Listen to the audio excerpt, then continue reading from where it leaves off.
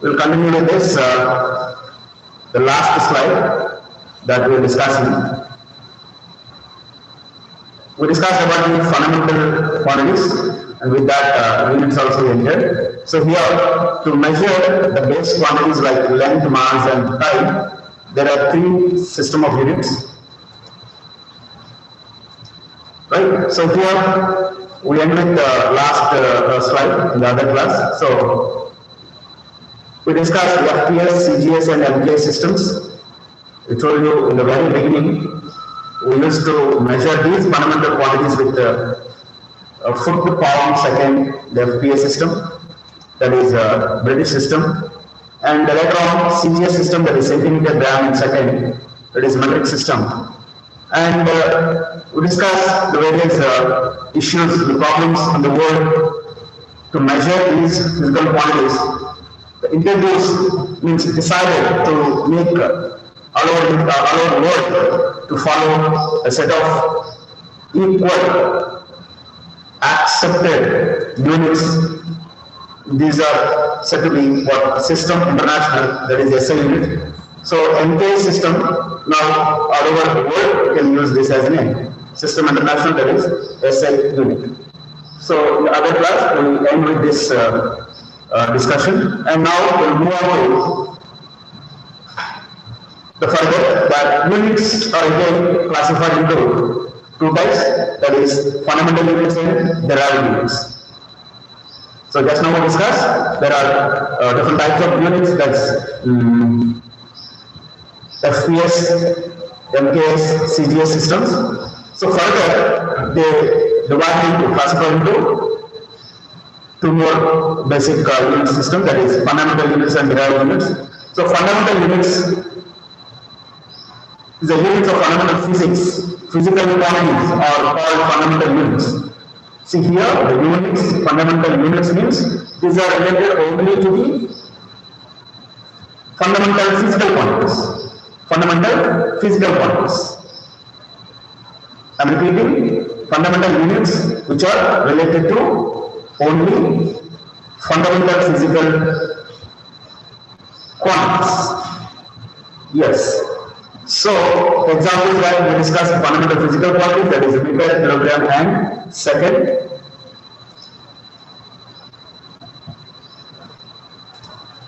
And derived units is the units of derived physical quantities are called derived units. I am repeating, fundamental units and derived units are the classification of units. On what basis? We have fundamental physical quantities and also derived physical quantities. So, the units which are related to the fundamental physical quantities are fundamental units, and the units which are related to derived physical quantities are derived units. I am repeating, fundamental units means those are the units only for fundamental physical quantities like meter, kilogram, second. And derived units means these are related to the derived physical quantities. So here are given examples: the Newton, Joule, Ohm, Tesla, Amp, Watt, Kelvin, etc. So this is the basic classification of units, that is fundamental units and derived units. And here are some special units of length, mass, and time is given. Then special units like in length, what are the basic information?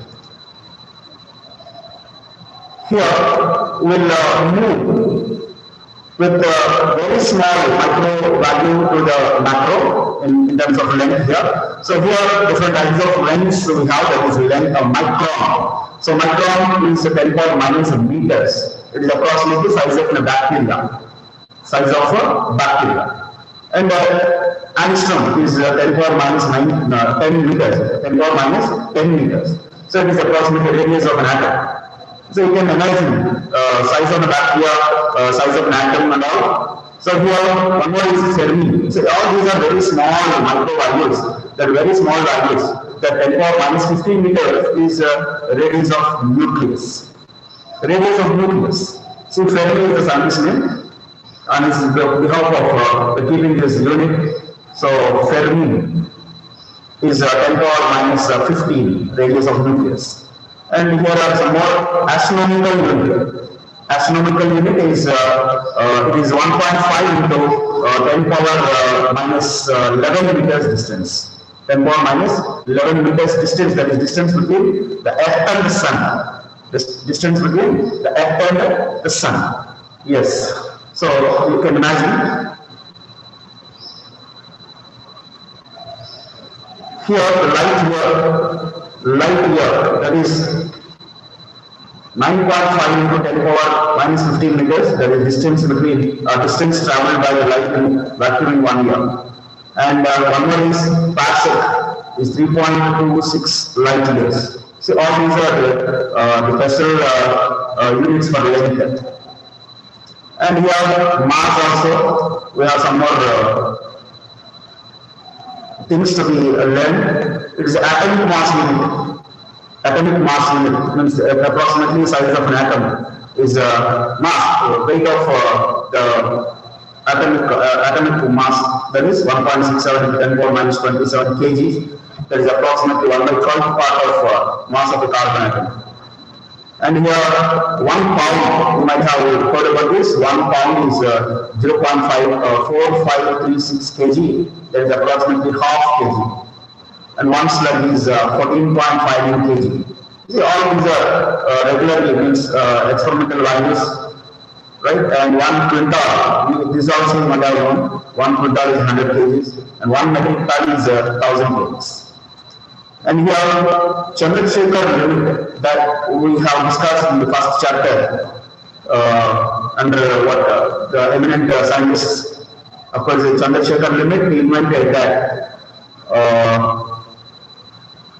1.4 times the mass of the sun. 1.4 times the mass of the sun. So how huge this? The mass of the sun is given 1.989 10 power 30 kgs. So all these are there is a special cases of mass here. And similarly, we will move on to this time also. There are some points to be discussed. Time. So here the solar day. Solar day, that you know the time taken by the Earth to complete one rotate about its own axis with respect to the sun. And solar year. It is the time taken by the Earth to complete one revolution around the Sun in its orbit.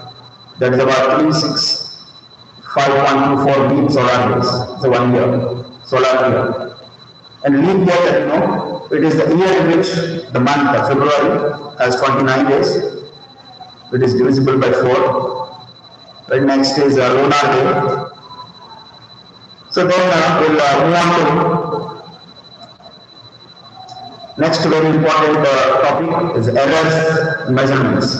Is while we are doing any experiment or doing any exercise, doing any research. So how to describe that value? It means you have any physical quantity, if you want to describe the physical quantity, if you have to do some experiment, there definitely some mistakes will come across. So here is, if you understood well about the physical quantities only, we can able to measure the quantity. Yes, fully if you understood what are the physical quantities, then on the physical quantities, if you want to do some research or experiments, then you can proceed if you are understood well with the physical quantities. So here two points to be remember that accuracy and the precision is very important. Accuracy is the measure of closeness of the measured value to the true value. I'm repeating, accuracy is the measure of closeness of the measured value to the true value. True value means originally there's some value. Now if you are measuring, then if that value is very close to that true value, then it is called accuracy. So the accuracy depends on the resolution of instrument. So clearly that depends on accuracy depends on what instrument we are using. So if accuracy is more, then uncertainty is small. Yes, if whatever the result you got, means you measure something, then if accuracy is more, then the uncertainty definitely will be small. Here comes the next is precision. It is an instrument gives the minimum value that can be measured by it. Precision means, of course, the measurement means instrument will give any measured value that may not be accuracy, means that the given value may not be accurate. So here, a more precise instrument may not be accurate value. Yes, if you are measuring, for example, the scale is an example, it's in a device. If you want to measure the length of the book, yes, it may give the accurate value. But with the same scale, if you want to measure the thickness of the paper, yes, that may not give the accurate value. So here comes the accuracy and precision. So here is an example. That example is given. Originally, for example, for your pen, length is 5.69 centimeters. I'm repeating, originally your pen length is 5.69 centimeters. See here I am explaining the difference between accuracy and precision. So with this example, it will be clear. So here, it is a true value. Means 5.69 is the true value of your length of your pen. If it is measured as 5.5 centimeters with instrument 1. So if we started measuring the length of that pen, initially with the one instrument if we are getting, the value is 5.5 centimeters, and again the same length with same pen, if you are measured with another instrument, if you are getting the value is 5.432 centimeters. Have you observed these two values? Original true value is 5.69 centimeters. And the same length, if you are measured with another, means first device is you are getting 5.5 centimeters, and the same length, same pen, if you are measured with another device, you are getting 5.42 centimeters. Then come to the next one is the first measurement is 5.5 centimeters is more close to the true value. So here 5.5 centimeters is very near to the true value, that is 5.69. Yes. And then measured by the second instrument. The second instrument is measured with what? 5.432. You are getting this value. See, this 5.432 is not that much near to the true value. So, with this, what we can conclude that the first measurement is more accurate but less imprecise. Means, if you observe these two values, that is 5.5 centimeters and 5.432 centimeters, if you observe these two values, 5.5 may not be precise, but it is very near to the accurate value. Whereas 5.432 value is given very precise. Means it is given after decimal, so many digits are appearing here. So it is giving very precise value, but it is not matching to the accurate value. So this is the difference between the precise and accuracy. So the second instrument is more precise but not accurate. Yes. Now we will move on to the next one.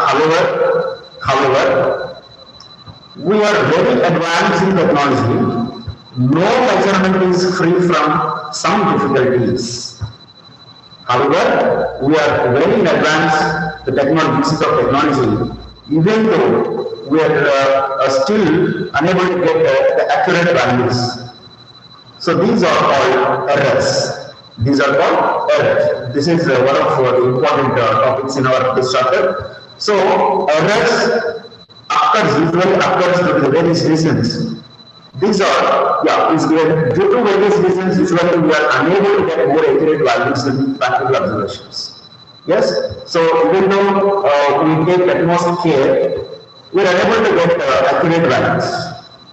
So these errors are classified into two categories. So errors means what?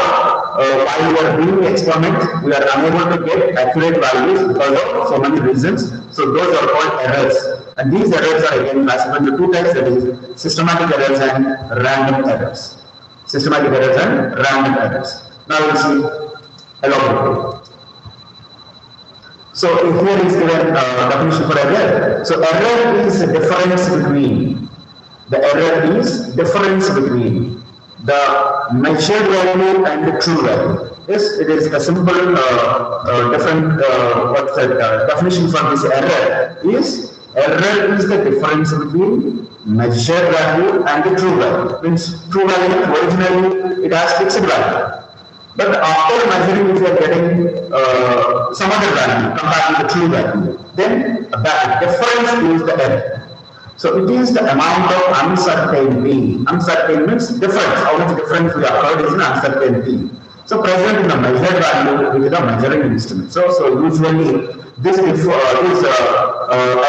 usually occurs measuring instruments. Of course, these errors are classified. So we will see elaborating here. So simply what is error is the difference between measured value and the true value, and it is an amount of uncertainty present in the measured value with the measuring instrument. And now we will move on to systematic errors. So systematic errors are further classified as follows. There is instrumental error. So instrumental error means what is while doing measurement with any instrument, then if there is a fault in that instrument, so that may give some another reading. So definitely that is due to the instrumental error. Imperfections in techniques and procedures means if you are doing any experiment, if you are not following proper techniques or systematic procedures, there are also reasons for errors. And your environmental errors. So environmental error means that is due to heavy temperatures, due to voltage fluctuations. These are environmental errors. And personal errors. So personal error means if you are not taking utmost care while you are doing experiment, maybe experimental setup, maybe you are not concentrating on the setup. Maybe you have some parallax error. Means for example, your eyesight is also one of the reasons, causes for getting errors. So these are comes under systematic errors. So these errors can be minimized as follows. So as we discussed all these the errors, so all minimizing all we can get better requirements. So these are the errors can be minimized as follows. I told you using better instrument with a high resolution. Okay, so avoiding the faulty instrument. So we're using the better instrument with the high capacity, means high resolution, can avoid errors, and by improving best methods and procedures. Yeah, I told you that following the latest technologies and best procedures also we can work on the errors. And avoiding personal bias, that's what, okay, the special care should be taken and more concentratively, you need to do that experiment with the more focused. Means personal interest is also very important. And developing the latest technologies, yes. You're doing the experiment, in that you need to observe the latest technologies to do that experiment a lot, so that is also well known. And should be estimating the errors and rectifications also is one of the important factors to avoid errors. That estimating the error means if you are getting a value that is not matching the true value, then you should be capable to estimate where the error could be. And you should be at a position to rectify that error. So all these are the points to minimize the errors. All these points to minimize the errors. Very, very, very important as per the exams. And coming to the random errors. So another important is random errors. Yeah. So these errors are irregular and cause is unknown. Yes. These random errors are irregular. Means you are you cannot expect that. That is, this comes under what? Unknown. It comes under unknown. So this could be expected fluctuations in nature like temperature, voltage, mechanical changes, experimental setup, etc. Okay, so random errors what is the unknown errors, and these could be unexpected fluctuations in nature. See, during the seasons also, during summer, the heavy temperature will be there, and some other seasons, very cool temperature will be there. So, due to this unexpected, or that you can't do anything that. So, due to these unexpected fluctuations, as the temperature changes, results may change. And voltage fluctuations also. See, you are doing the experiment related to the electricity. Then if there is a sudden change in voltage, also you can get some error. So these uncontrollable and irregular and unknown errors. So these are comes under random errors. And mechanical changes also.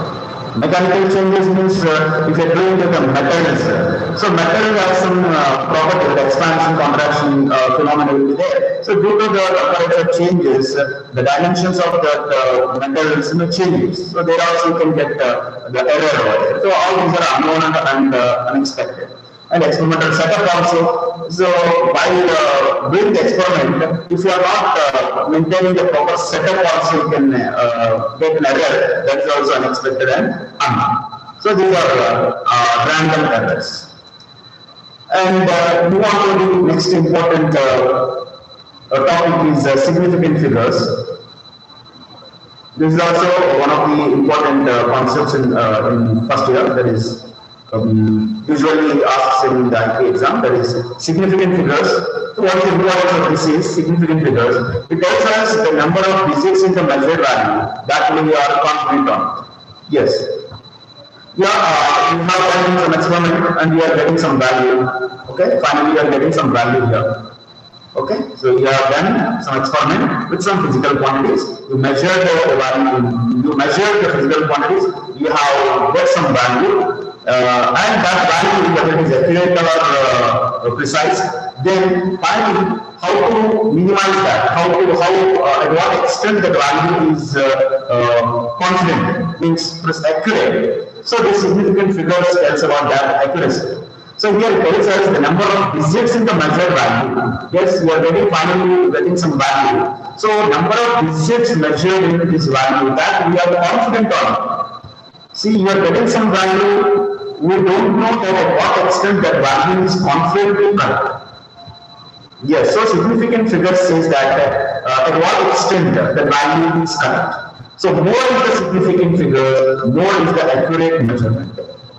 More is the significant figure, more is the accurate measurement. So with this significant figures, we can conclude with the accuracy with that measured value. So I am repeating, whatever you got the measured value, to identify the accuracy of that measured value, the significant figures helps to know the accuracy of that measured value. Here are some rules to follow, rules to get the significant figures.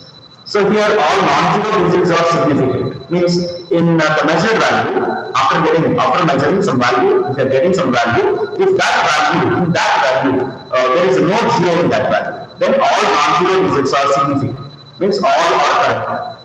Okay, I am repeating, in the measured value, whatever the value you are getting, so in that value, if there is no zero in that, then that value means that number is a significant figure. And 0 between two non-zero digits are significant. Means two non-zeros are there. For example, 2 and 6. In between one 0 is there. So 0 between two non-zero digits. Yeah. So that is also 0 is there in between two digits. Then that figure is also comes under significant figure. Means that is also accurate value. And 0 between two significant is also significant. Means 0 between two significant figures. So two significant, in between two significant figures, when 0 is also there, then that also accurate value. And the initial zeros are not significant.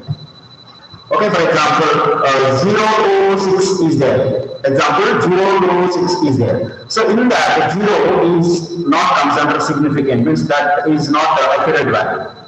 So these are the rules to identify the accuracy of a measured value. So initial zeros are not significant. So all initially if we are getting 0 in that figure, then we can't identify that is an accurate value, so then it is not a significant value. And final zeros are significant if after decimal. Yes, some zeros after decimal if you are getting. in the measured value, if you are getting after decimal some zeros are there, then we can treat that as an significant. Means of course it is an accurate value. Yes, order of magnitude is not significant. Order of magnitude is not significant. Yes, for example, 1 into 10 power minus 3. Such kind of figures are there. 1.0 into 10 power minus 3. So this 10 power minus 3, these are all orders. 10 power minus 3. So all 10 powers, 10 into 10 power. So such values all are not significant. Means those are not considered. Okay, so order of magnitude is not significant. And all the constants are significant. All the constants are significant. All the constants means what? For example, the area of a surface. That is, for example, that volume of the cube, the 6a square. For example, velocity of light, 3 into 10 power 8 meters per second. Then refractive index of a glass, refractive index of the ball or air. So all these are the constant values. See, all these constant values are significant. So these are the instructions to follow to get the accuracy value of following these significant figures. To get the accuracy value of the measured value. And it's a very important topic in this chapter is dimensions. So dimensions is given in a definition here. So the dimensions of the physical quantities are the powers to which the fundamental quantities. I am repeating, the dimensions of physical quantities. Means already discussed the physical quantities like mass, length, time and all. Are powers to which the fundamental quantities are raised to present that physical quantity. I am repeating, the dimensions of the physical quantities are the powers to which the fundamental quantities means mass, length, time, are raised to present that physical quantity. So, any physical quantity if you are taking, for that physical quantity, some exponential, some powers. So that gives information about what kind of the physical quantity is. Okay, so here we will do that with some example. Here, dimensional formula means what is the advantage of these dimensions here? Dimensional formula can be used to convert one system of units into another systems. I am repeating, dimensional formula can be used to convert one system of units into another system.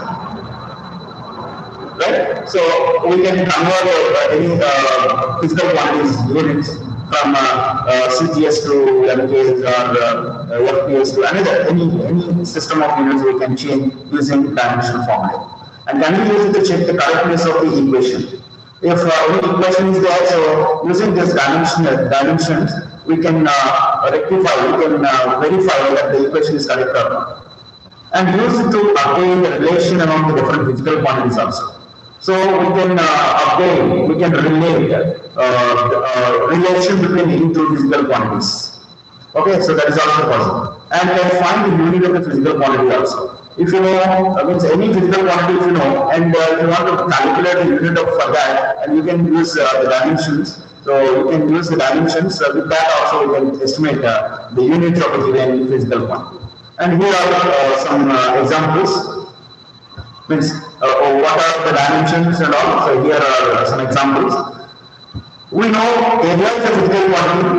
So what is the advantage of this area? The dimensions is, so to proceed with this chapter, means to enter into the other chapters, this is very basic, and if you understood the dimensions, you need to learn about this equations and definitions of each and every physical quantity. So then only you are so comfortable with this chapter and the coming chapters also. For the coming chapters, you should aware with all the definitions and equations of each and every fundamental quantities or physical quantities. So here are some of actually there are lots of physical quantities are there, and for our discussion, for our understanding, we are giving very small, small, very regular physical quantities on we are discussing here. So here we started the area. So area that first of all, you should understand the definition for this, the formula for this is the length into breadth is the formula for the area. Length into breadth. So in this length is related to the fundamental physical quantity, length. And breadth is also one of the fundamental physical quantities.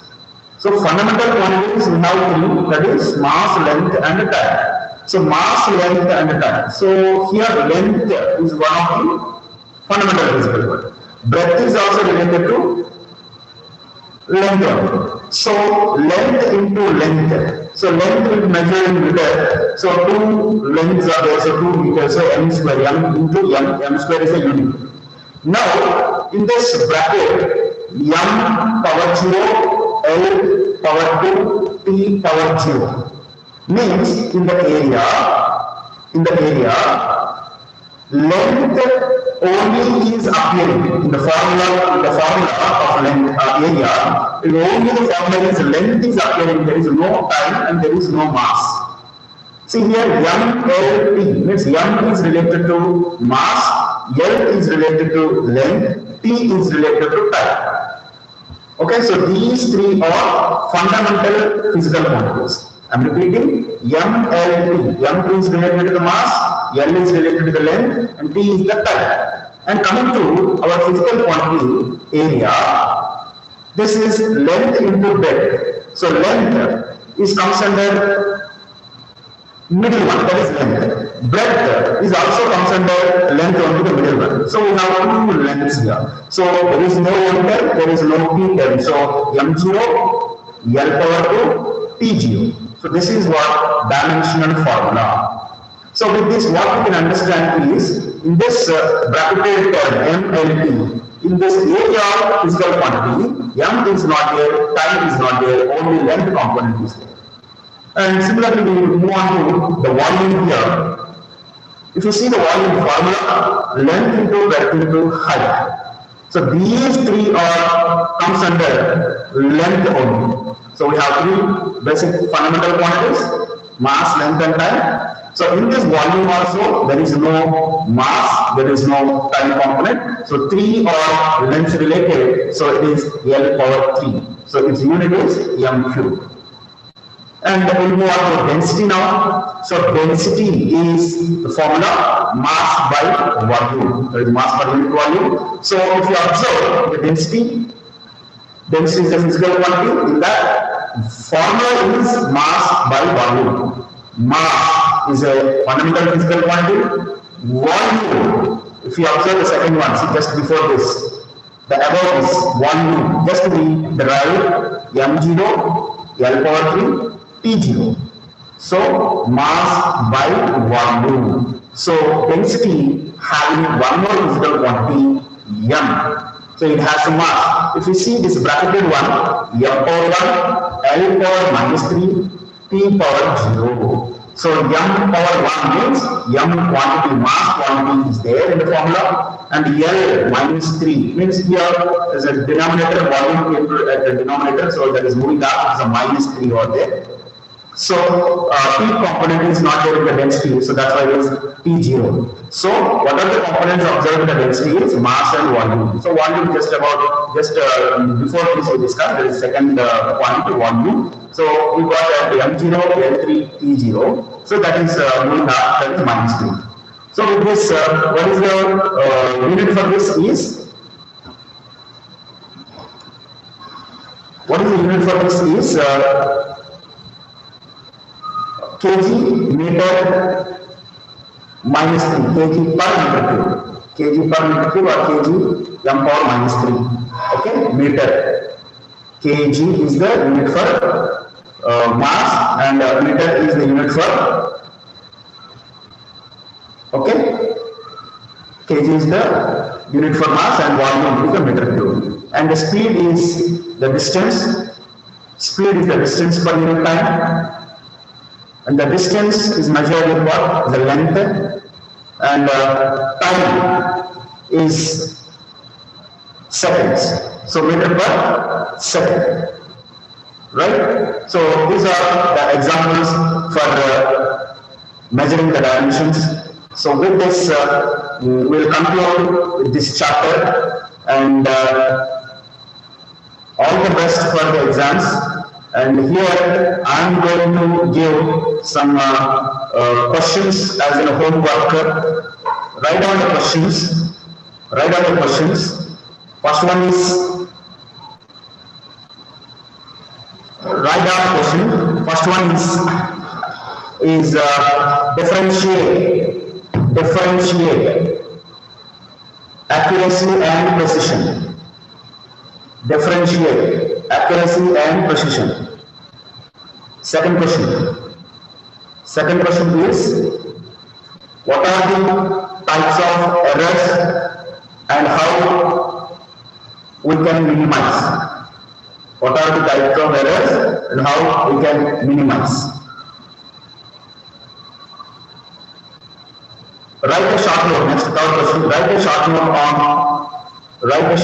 on dimensional analysis. Write a short note on dimensional analysis. Okay. So on this, we have an appreciation for the best answers. Right. So all the best, friends.